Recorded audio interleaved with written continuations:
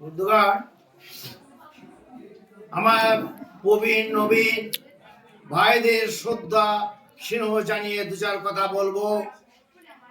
আমি যদি ভুলে যাই তাহলে ভোলা হয়ে গেলাম, বলতে পারলে বক্তা, নাহলে আমি অবলা।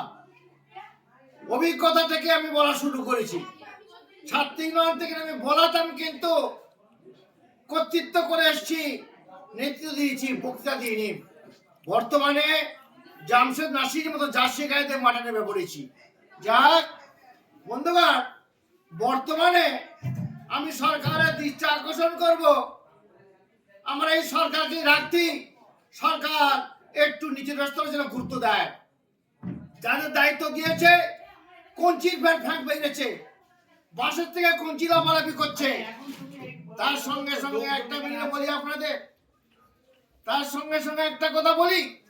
আপনারা ভাববেন যে গুড়ের রস হয় সেই গুড়ের টেস্ট হবে, খেজুর গাছের রসে যদি আপনি তাল গাছের টেস্ট হবে না, ভেলি গুড়ের রসে ভেলি গুড়ের টেস্ট হবে।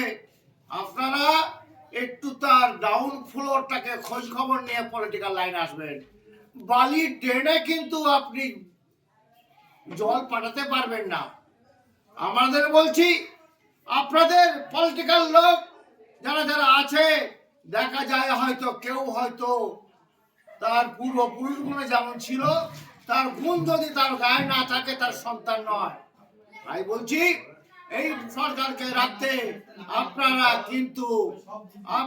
কিন্তু একটু বর্তমানে জার্সি পাল্টে দিচ্ছি। আমরা বর্তমানে জার্সি পাল্টে দিচ্ছি, কুকর্ম ভরে গেছি।